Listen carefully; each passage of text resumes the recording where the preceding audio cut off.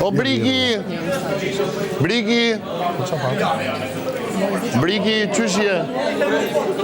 Si ke durët? Nuk jem pi akoma, domethënë. Komët? Po pse shkova? Ti kthej përgjigje. Po sa vjen 1 minutë bëjmë muhabet, thashë që se është në sfit pa shkoj. Jo, pra. Tani çfarë muhabet ishin? Asgjë, tha. Ai tha një gjë, unë preku kaq.